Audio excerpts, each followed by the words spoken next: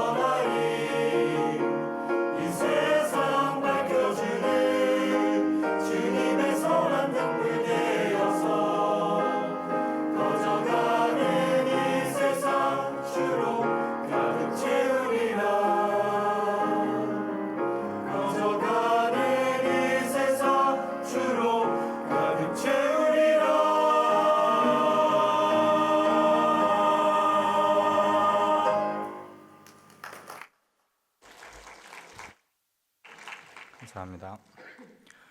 우리 지난 시간 우리는 6번째 데칼로그 살인하지 말라라는 말씀을 다루면서 이 기본적인 의미를 살펴보았습니다. 이 살인하지 말라라는 원문을 그대로 번역하면 너는 죽이지 말라, you shall not kill 이라는 이 말이었습니다. 목적어가 정확히 없기 때문에 무엇을 죽이지 말라라는지 정확히 알 수는 없지만 사람을 죽이지 말라는 그 말이 포함되어 있고, 또한 여기에는 무차별한 죽임으로 이 피조 세계 질서가 파괴되는 것을 하지 말라라는 그 말도 포함되어 있다는 것을 함께 나누었습니다.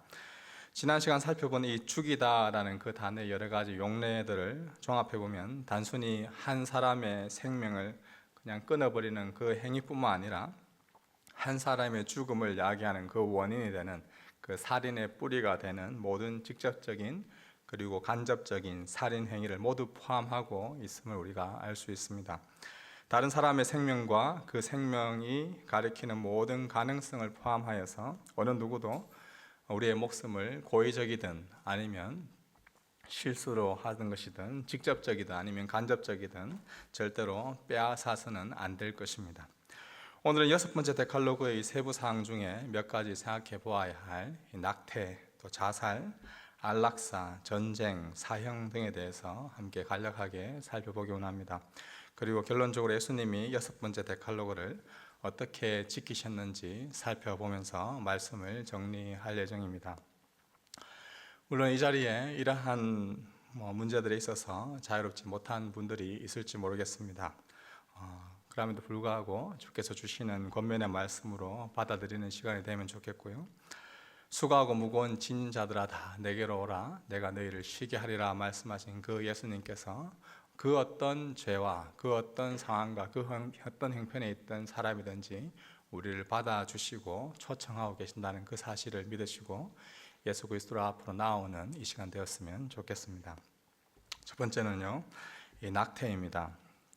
낙태에 대한 일반적인 태도를 살펴보면 일단 사람을 죽이면 안 되는 것이죠. 그렇다면 우리가 태아는 엄마 뱃속에 있는 그 아이는 죽여도 되는 것일까요? 상당히 많은 사람들이 이 태아를 죽이고 있습니다. 이러한 행위를 우리는 낙태라고 표현하는데 이 낙이다라는 말 자체가 떨어진다라는 말이죠. 근데 이 낙은 죽인다는 개념보다는 이 버린다, 떨어뜨린다라는 정도의 의미를 가지고 있습니다. 또 어떻게 보면 이제 지운다, 뗀다라는 그런 의미가 강하기 때문에 이 낙태라는 이 단어의 밑바탕 속에는 일종의 그냥 혹이나 상처를 지운다는 의미로서 굉장히 가볍게 생각하게끔 합니다. 낙태는 정당한 행위일까요? 아니면 살인일까요? 이 문제는 사람의 정의를 어느 시점으로 정의하느냐에 따라 달려있죠. 다시 말해, 과연 언제부터 사람은 하나님의 형상과 같다고 볼 수 있느냐는 질문에 대해 따라서 우리가 살인하는 것이냐 아니냐가 결정됩니다. 성경은 언제부터 하나님의 형상으로 지음받은 그 사람을 사람이다 라고 이야기할까요?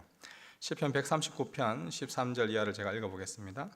주께서는 내 장기를 지으셨고 내 어머니의 모태에서 나를 만드셨습니다. 내가 주를 찬양합니다. 주께서 나를 경이롭게 멋지게 지으셨습니다. 주의 작품은 정말 놀랍습니다. 내 영혼이 너무나 잘 알고 있습니다. 내가 아무도 모르는 데서 지어지고 땅속 가장 아래쪽에서 지음을 받았을 때 내 것 하나하나가 주께 숨겨진 것이 없었습니다. 16절 한번 같이 읽어볼까요? 아직 완성되지도 않았는데 내 틀을 주의 눈으로 보셨고 아직 아무것도 없었을 때도 나를 구성한 재료들이 이미 낱낱이 주의 책에 적혀 있었습니다. 우리의 몸이 이미 그 모습을 갖추기 전부터 이미 하나님께서 우리를 향한 그 일을 시작하셨다라고 시편 기자는 고백하고 있습니다. 창세기 25장에서 리브가가 임신을 하였을 때 그 아들들이 태 속에서 서로 싸웁니다. 이때 그가 내가 어찌해야 할지 묘하게 묻고 있는 그러한 모습들을 볼 수 있습니다. 이는 태 속에 있는 그 아이가 사람과 같이 행동하고 있음을 표현해주고 있는 것이죠. 성경은 이외에도 아직 태어나지 않은 그 태아가 사람이다라는 그 사실을 암시해주고 있는 구절들이 곳곳에 많이 있습니다. 따라서 전통적으로 이 기독교는 사람의 시작을 수정란이 형성되는 정자와 난자가 만나는 그 순간부터 이 사람이다라고 보았습니다. 과학적으로도 수정된 배아는 독립된 유전자 배열과 구조를 가지고 있기 때문에 태아는 분명 사람이고 생명입니다. 아직 태어나지 않은 아이라 하더라도 태아는 사람이므로 우리는 죽여서 안 되는 것이죠. 낙태는 분명한 살인입니다. 그럼에도 불구하고 낙태를 하는 이유는 크게 한 세 가지로 볼 수 있는데요. 먼저 첫 번째는 누구나 당연하게 생각하는 것처럼 낙태하는 그 태아가 사람이 아니라고 생각하기 때문입니다. 두 번째로는 사람의 생명을 사람이 주관할 수 있다, 사람이 선택할 수 있다라고 생각하기 때문에 그렇죠. 나와 나의 와이프가, 나의 남편이 이 아이를 베게 한 것이기 때문에 그를 죽이는 것도 살리는 것도 내 배우자의 자유와 권리, 나와 나의 배우자에게 자유와 권리가 있다라고 생각하는 것이죠. 세 번째로는 무엇보다 이 산모의 인권을 강조하기 때문에 그렇습니다. 특히 불가피하게 임신하게 된 경우 태아는 죽이면 그만이지만 그 산모는 그 여자의 인생은 어떻게 되냐라고 그의 삶에 대해서 그 인권에 대해서 굉장히 존중하기 때문에 그렇습니다. 제가 알기로는 뉴질랜드는 임신 20주까지 의사의 동의 없이 낙태를 허용하고 있는 국가 중에 하나입니다. 저희 넷째가 2주 전에 한 20주 차였는데요. 제가 안에 초음파를 보니까 이미 손, 발, 입 모든 것들이 다 형성되어 있습니다. 제가 찾아보니까 한 15cm, 20에서 25cm 손바닥보다 이미 큰 크기라고 합니다. 300g 이상이 되는 그런 무게를 가지고 있죠. 아이가 어떤 성별인지도 알 수가 있습니다. 이런 것들이 다 있음에도 불구하고 법적으로 그 아이를 죽이는 것이 허용되고 있는 것이 이 나라의 실정입니다. 물론 산모의 인권을 강조하는 경우가 생기기도 합니다. 되게 특수한 상황에서 아이가 생겨났을 때이죠. 예를 들어 우리가 결혼하기 전에 이루어진 성관계를 통한 그러한 임신이나 원치 않은 그러한 강간, 또 근친상간처럼 비윤리적인 방식을 통한 임신의 경우일 때는 그 아이를 지워도 되지 않습니까? 라고 물어볼 수가 있겠죠. 또한 태아에게 장애가 발견된 경우 그 태아가 장애로 평생 사느니 그 아이를 미리 죽이는 것이, 미리 그 아이를 지우는 것이 낫지 않습니까? 라고 이야기할 수도 있을 것입니다. 여러분 한번 생각해 보십시오. 원치 않는 임신과 원하는 임신이 존재할까요? 물론 우리가 인간의 편으로 보면 원하는 임신이 있고 원하지 않는 그러한 임신이 있겠죠. 그러나 임신과 출산은 전적인 하나님의 창조 사역임을 우리가 인정해야 합니다. 태아가 사람이 되는 것은 그 부모에 의해서 결정되는 것이 아니라 생명의 주관자이신 하나님이 그 생명을 주관하고 계시다는 그 사실입니다. 비윤리적인 상황에 의한 임신이라 하더라도 하나님께서 생명을 허락하셨다는 그 사실만으로 그 태아의 생명과 그 존엄한 가치를 지니고 있다고 우리는 여겨야 하는 것이죠. 심지어 강간이나 근친상간에 의한 임신이라 할지라도 우리는 보수적인 신학을 가지고 있는 우리는 낙태를 해서는 안 된다라고 봅니다. 모든 생명은 그 하나님의 섭리 가운데 생겨난 것이기 때문에 그렇죠. 사람의 가치는 그 사람이 어떤 방식으로 잉태되었냐에 달린 것이 아니라, 외부적 환경이 그 사람의 가치를 결정하는 것이 아니라, 사람의 가치는 하나님의 형상으로 지음받았다는 그 사실 자체가, 그 존재 자체가 사람의 기본적인 가치를 결정하는 것입니다. 그렇게 본다면 이 태아도, 어머니 뱃속에 있는 그 아이도 마찬가지입니다. 태아가 장애가 발견되었을 경우도 마찬가지입니다. 태아에게 장애가 있다라고 해서 태아를 낙태해도 된다라고 주장하는 것은 죄송스럽게도 이미 세상에서 태어난 모든 장애인들은 다 죽여도 된다라는 그러한 논리와 같습니다. 심지어 어느 나라에서는 장애 아이로 태어나면 그 아이를 버려도 합법적인 경우가 있죠. 사람의 가치는 하나님의 형상으로 지음받았다는 그 사실 자체만으로 우리가 가치 있는 존재다라는 것을 우리는 기억해야 합니다. 물론 우리가 이러한 문제에 있어서 교회가 또 우리 모든 그리스도인들이 이것을 받아들일 수 있냐, 이것이 정말 중요한 것이죠. 저도 이 문제를 가지고 계속해서 고민하면서 과연 다른 사람이 아니라 우리 가족이, 우리 공동체가, 아니 내 딸이 원치 않는 그런 임신을 하였을 경우에도 이렇게 말할 수 있냐라고 물어봤을 때 쉽게 대답할 수 있는 문제는 아닙니다. 그러함에도 불구하고 하나님의 형상으로 지음받는 그 사람이라는 그 사람의 그 시작은 어디부터 있냐? 바로 그 태아에서부터 있다라는 그 사실을 우리는 기억해야 할 것입니다. 두 번째, 자살에 대해 생각해 봅시다. 2022년도 뉴질랜드에서 자살로 의심되는 사망이 565건 정도 있었습니다. 같은 해 대한민국은 12,906건의 자살 사망자가 있었습니다. 자살은 인간 역사에서 늘 있어 왔던 것이죠. OECD 경제협력개발기구 국가 중에서 늘 자살률이 높은 비율을 차지하는 국가가 대한민국이고, 이 뉴질랜드도 적지 않은 편입니다. 유명한 경제인이라든지 정치인, 연예인 할 것 없이 자살했다는 그러한 소식이 들리지만 어느 순간 우리는 별 대수롭지 않게 여기는 그러한 일이 되어버렸습니다. 이미 자살을 우리는 말 그대로 자신이 스스로 선택할 수 있는 권리, 자유로운 행동이다라고 생각하기 때문에 그렇죠. 삶을 마감하는 방식은 그 사람의 자유다라고 생각합니다. 즉 자신이 삶을 선택할 수 있다라고 보는 것이죠. 과연 자신의 생명을 자신이 스스로 선택해도 되는 것일까요? 성경에 보면 가룟 유다, 사울, 아히도벨, 시므리 등 스스로 목숨을 끊었던 사람에 대한 이야기도 나옵니다. 자살은 타살과 마찬가지로 하나님께서 주신 그 생명 자체를 빼앗는 행동입니다. 자신의 생명은 자신의 것이 아니라 하나님의 것이다라는 그 사실, 하나님의 형상이라는 그 사실을 알 때 우리는 자살 자체가 엄연히 죄라는 그 사실, 범죄라는 것을 알아야 됩니다. 다른 사람의 생명을 빼앗는 것이 죄악이라면 나 스스로의 생명을 빼앗는 것 역시 죄악인 것이죠. 자살은 단순히 자기의 생명을 취한 것이 아니라 하나님의 것, 하나님의 생명, 하나님의 소유를 자기 스스로 탈취한 것, 빼앗은 것이기 때문에 그렇습니다. 인간 자기의 생명을 위임받은 우리는 모두 다 청지기입니다. 우리가 그리스도인이다라고 고백한다는 것은 내 인생은 나의 것이 아닙니다. 주님의 것입니다. 주님이 나의 인생의 주인입니다. 고백한 그 우리의 인생인 것이죠.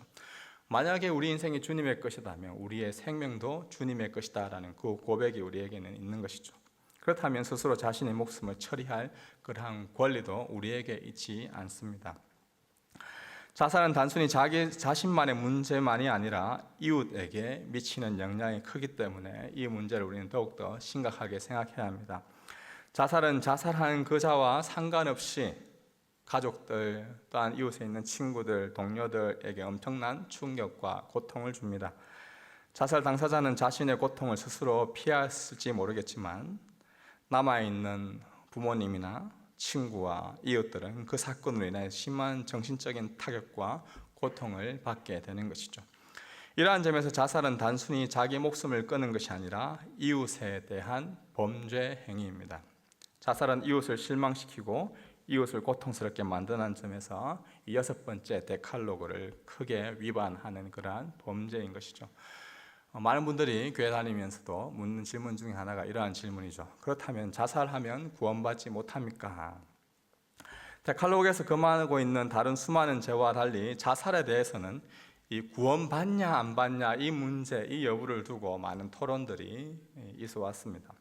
상당수의 사람들이 예수를 믿는 사람이라 하더라도 자살한 사람은 무조건 지옥에 간다라고 생각을 하고 확신을 하는 경우도 있습니다. 자살은 분명히 죄가 맞습니다. 6번째 데칼로그가 금지하고 있는 분명한 엄연한 범죄입니다. 하지만 자살하면 무조건 구원받지 못한다는 그런 식으로 접근하는 것은 또한 바람직하지 않습니다. 만약 그렇다면 데칼로그의 첫 번째 말부터 이 10번째 말까지 어느 한 계명을 어느 한 명령을 어긴다 하더라도 그 사람은 구원받지 못하는 것이 똑같은 논리일 것입니다. 다른 사람에게 거짓말한 것도 구원받지 못하는 것이죠. 다른 사람의 재물을 탐내는 것도 구원받지 못하는 것이죠. 그럼에도 불구하고 사람들은 자살한 사람은 회개할 기회가 없으니까 구원받지 못했을 것이다 라고 말합니다. 여러분 한번 생각해 보십시오. 이 세상에서 대부분 우리의 사람들은 늙어서 노환으로 죽는 사람이 대부분입니다. 그러나 그렇다고 해서 우리는 대부분은 다 언제 죽을지 모르고 살아가는 존재들이죠. 그러다가 갑자기 죽습니다. 그렇다면 그 사람들은 우리가 갑자기 죽는다면 회개할 기회가 없었으니 모두 다 구원받지 못하는 것입니까? 이 세상에 그 누구도 자신이 죽기 전에 모든 죄를 내가 지금 태어났을 때부터 지금까지 이러한 죄를 지었습니다. 이러한 죄를 지었으니 용서해 주세요라고 회개하고 죽는 사람은 아무도 없습니다.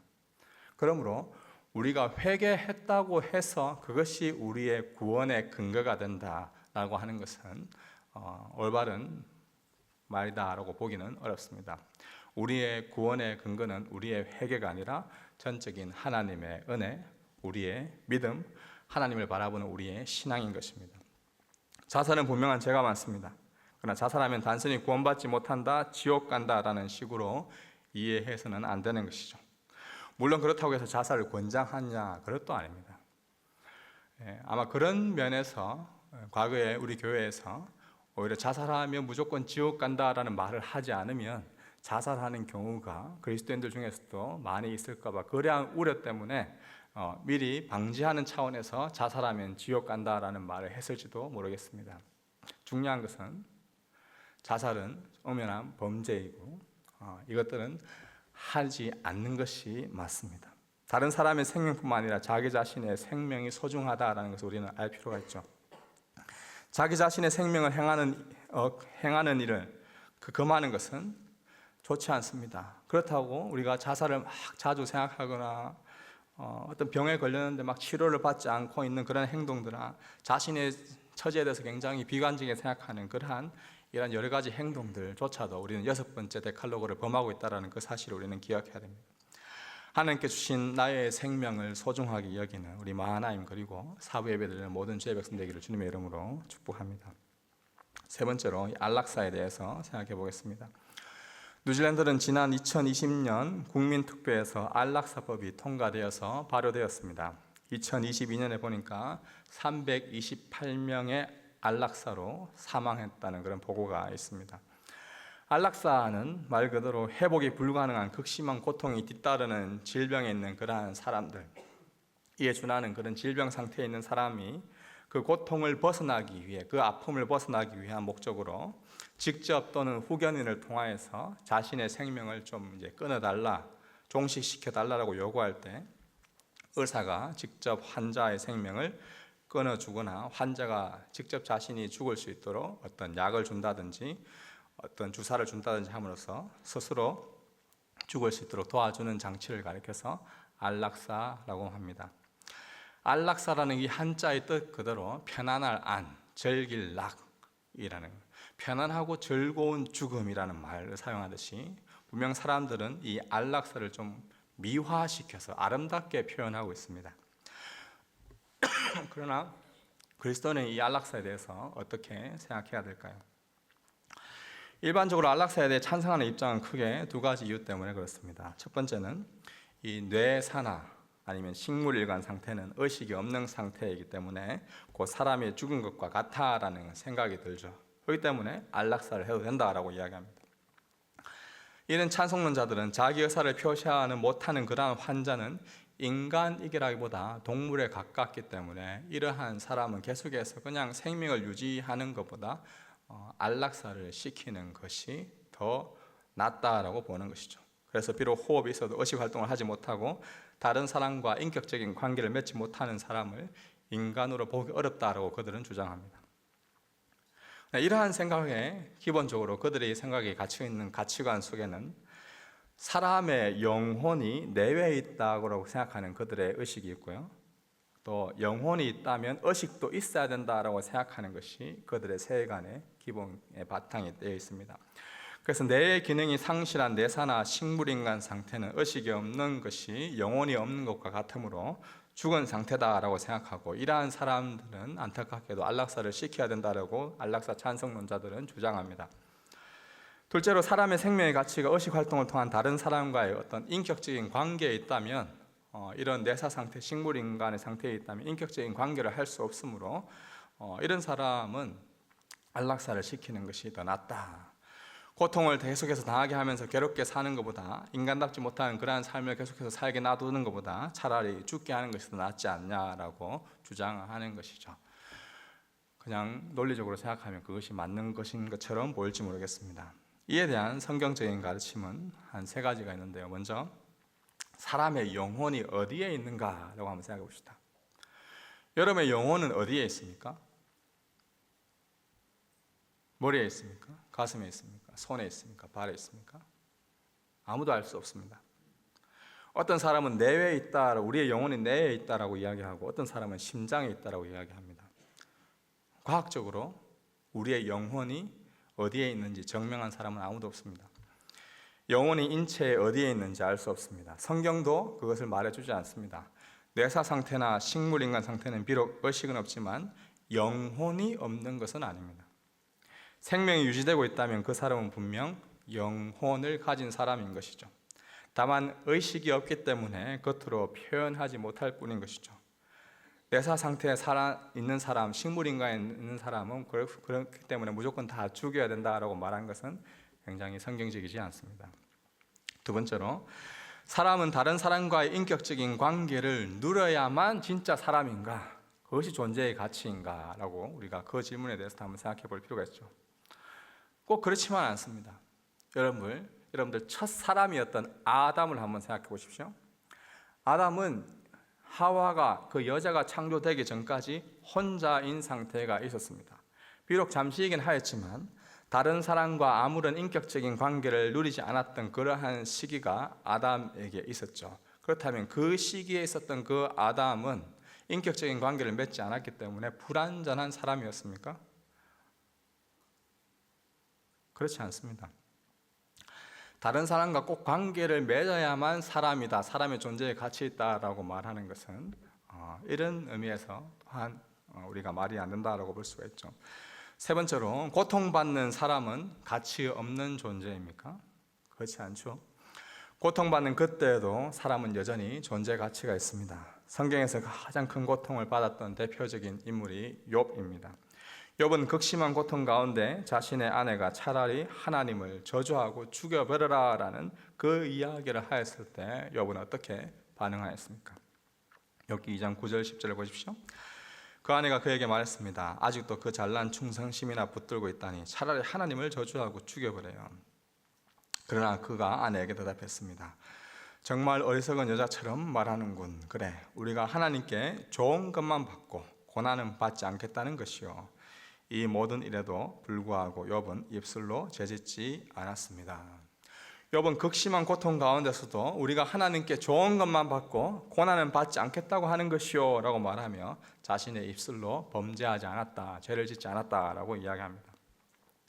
참 고통스러운 가운데 있으니 차라리 죽게 하는 것이, 저 환자가 지금 5년, 10년, 아니 20년 동안 저런 고통 가운데 있으니 차라리 저 환자는 죽도록 내버려 두는 것이 환자의 권리, 환자의 인권을 존중하는 것 아닙니까? 라고 이야기하는 그런 안락사의 논리는 전혀 성경적이지 않습니다.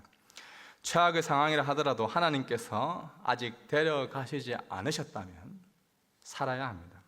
안락사는 하나님의 섭리와 그것을 통해 보여주시고자 하는 하나님의 뜻을 인간 스스로, 자기 스스로 아니면 가족에게 부탁을 하여서 그것을 거절하려는 그러한 행동인 것이죠.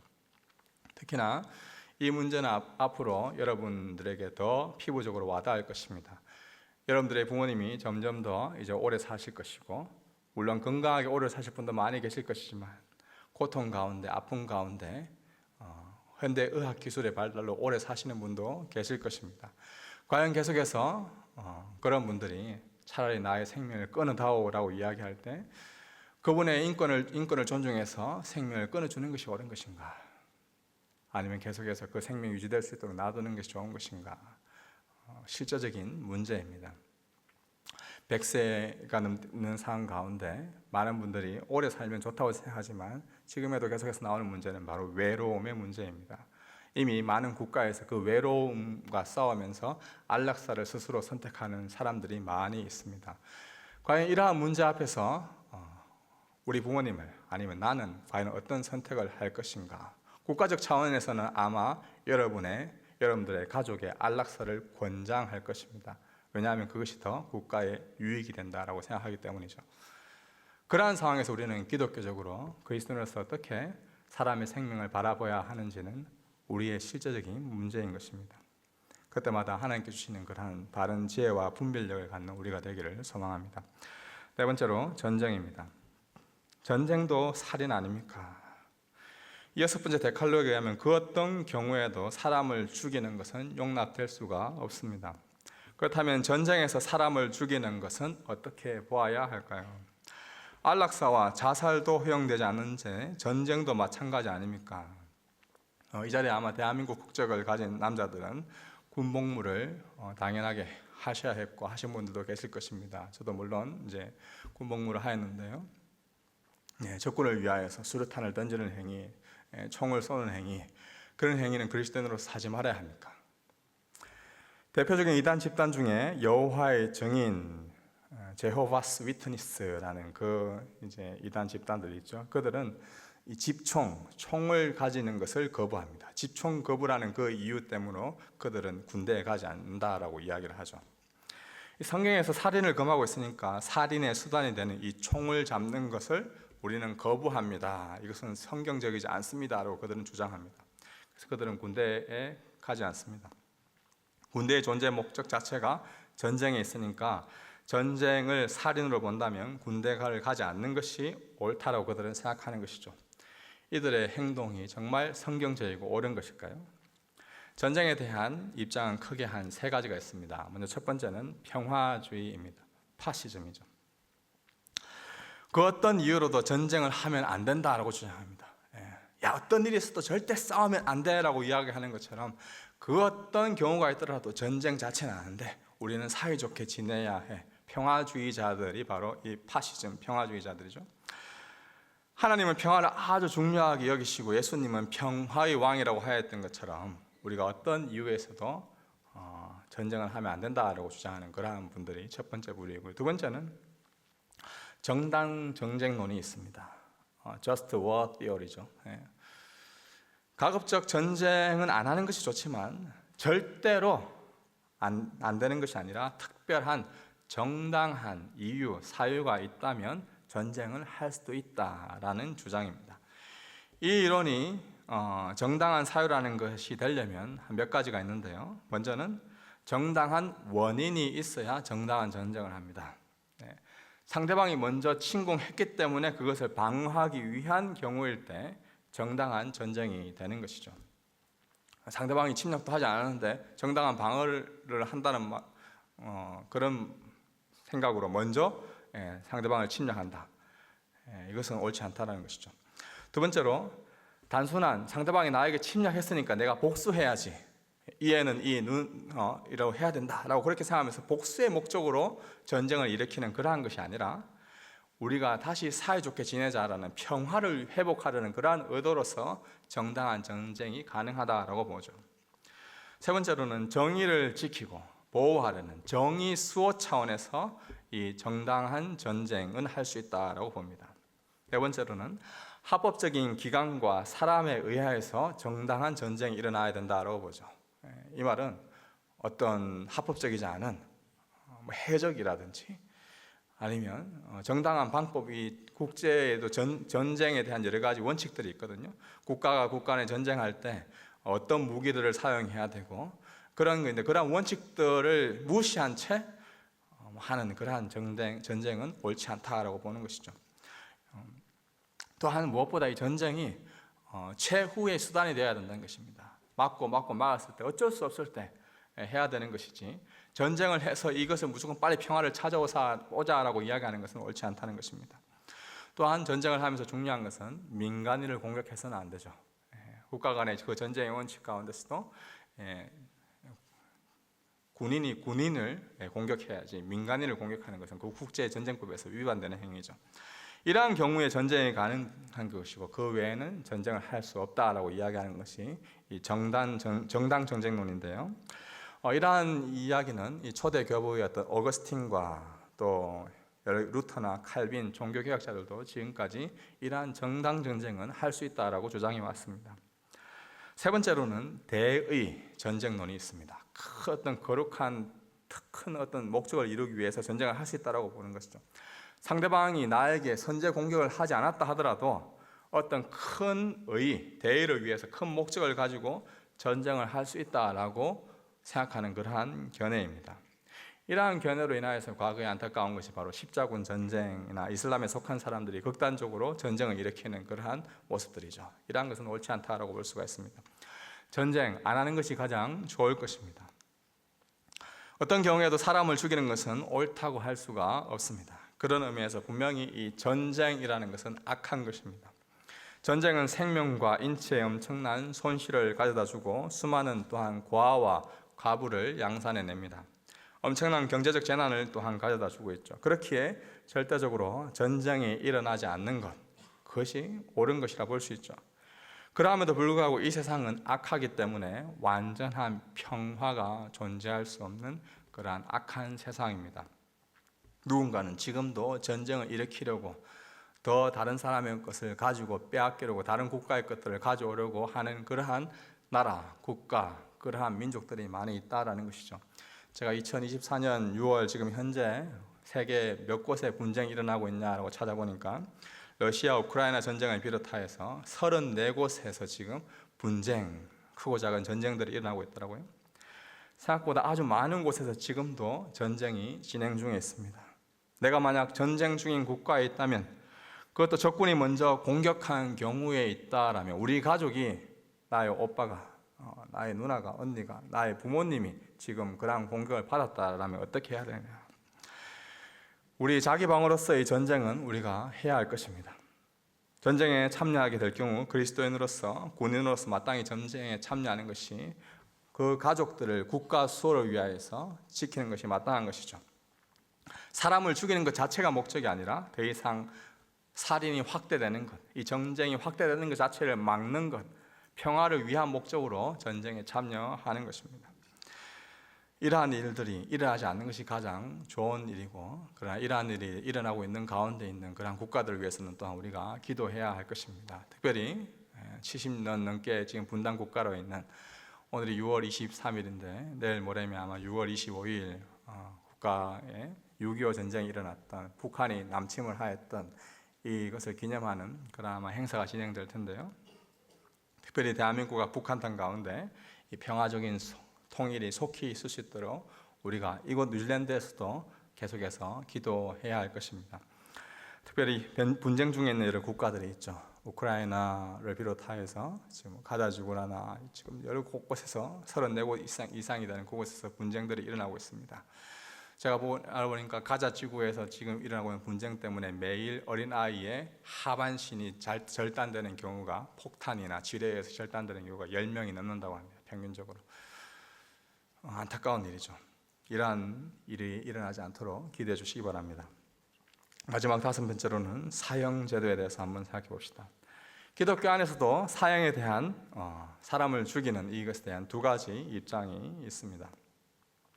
사형을 찬성하는 사람들의 입장에서는 흉악한 범죄를 억제하는, 정말 흉악한 범죄자도 있기 때문에 그 사람은 이 사형이라는 제도가 있다는 것을 가르쳐 주면서 그 사람들이 범죄를 더 크게 하지 못하도록 막기 위해서는 사형 제도가 필요하다라고 이야기합니다. 반대론자들은 살인하지 말라고 분명하게 이렇게 말하고 있으니 사형 제도 자체가 있어서는 안 된다라고 주장합니다. 비록 흉악한 범죄자라 할지라도 그 사람의 기본권인 생명권을 빼앗아 가는 것은 바람직하지 않다라고 주장하는 것이죠. 그러면서 사형 제도가 있다고 해도 범죄를 억제하는 효과가 별로 크지 않다라고 주장합니다. 성경은 사형에 대해서 무엇이다라고 말하고 있을까요? 창세기 9장 6절에 보시면 사형 제도에 대한 암시를 보여주고 있습니다. 하나님께서 자기의 형상대로 사람을 만드셨기 때문에 누구든지 사람의 피를 흘리면 사람에게 피 흘림을 당할 것이다. 레위기 24장 17절 말씀인데요. 같이 읽어보겠습니다. 사람을 죽이는 사람은 죽어야 한다. 살인을 엄격히 금하되 그 금하는 방법이 곧 사형이라는 제도를 통해서 금하는 것임을 보여주고 있습니다. 이러한 구약의 제도들을 오늘날 바로 우리에게 2024년 뉴질랜드 땅을 살고 있는 우리에게 법적으로 적용한다라는 것은 도덕법으로, 시민법으로 보아도 그렇게 여러 가지 문제들이 있겠죠. 그럼에도 불구하고 우리가 지난 시간 살펴보았던 대로 하이델베르그 요리문답 105문에 보면, 그러므로 살인을 막기 위해서 국가는 또한 칼을 가지고 있습니다 라고 기록되어 있습니다. 이거는 사형 제도를 인정한다라는 말이죠. 사형 제도는 흉악한 범죄를 억제하는 효과가 있고 살인이 죄라는 사실을 깨닫도록 만드는 율법의 기능과 동일한 역할을 합니다. 물론 우리가 살고 있는 이 땅은 제가 알기로는 1989년에 이 사형 제도 자체가 폐지된 걸로 알고 있습니다. 6번째 데칼로그는 궁극적으로 사람을 죽이면 안 된다라고 말하지만 예외도 있음을 우리는 기억해야 합니다. 그런데 이 예외들이 더 많은 사람이 죽는 것을 막기 위한 더 많은 범죄, 더 많은 흉악한 그러한 전쟁들, 더 많은 흉악한 그러한 범죄들이 일어나는 것을 막기 위하여서 예외의 사항이 있는 것이죠.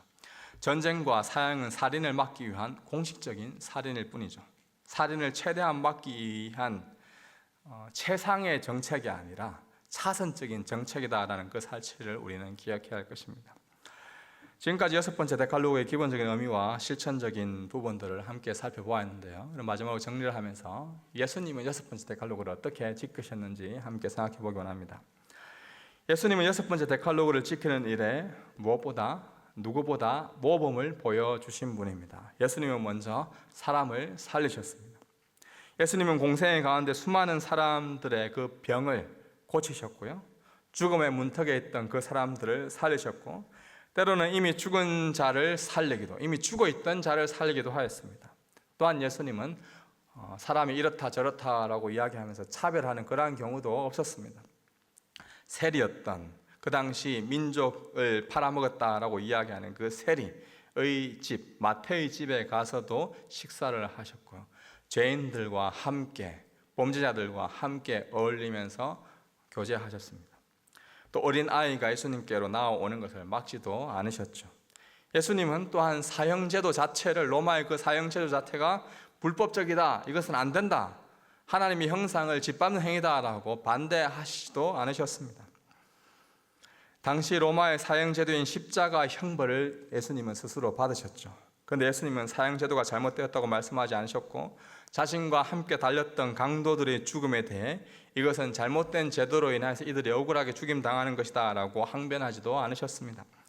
예수님은 또한 자살이나 안락사를 선택하지도 않으셨습니다. 예수님이 십자가에 달리셨을 때 엄청난, 우리가 상상할 수 없는 그러한 고통과 아픔, 중압감이, 육체적인 고통이 그에게 있었습니다. 그럼에도 불구하고 예수님은 스스로 목숨을 끊거나 안락사를 선택하지 않으셨죠.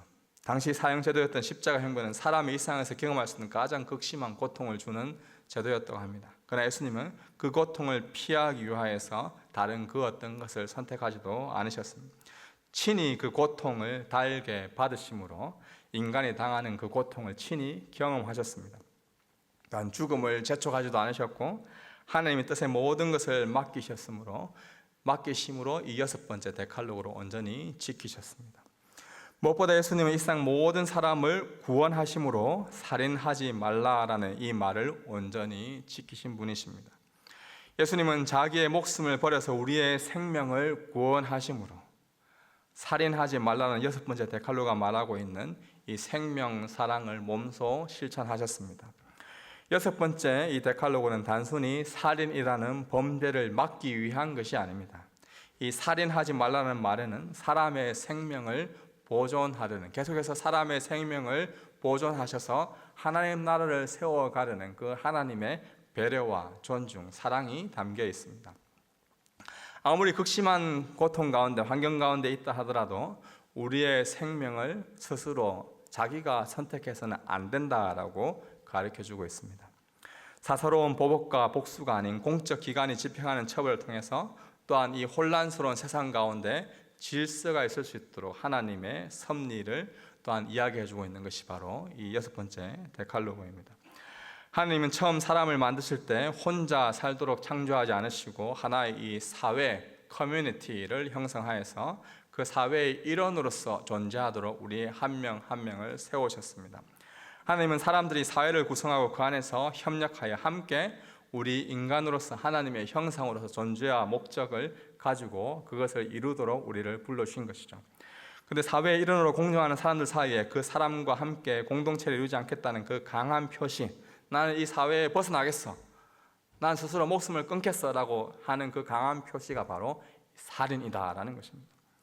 이에 대해 하나님은 6번째 데칼로그를 통하여서 우리 모두에게 무엇보다 생명을 보호하시는 하나님, 사람이 꽃보다 아름답다는 것을 몸소 보여주시는 그 하나님이심을 이 계명을 통해서 우리에게 가르쳐주고 있습니다.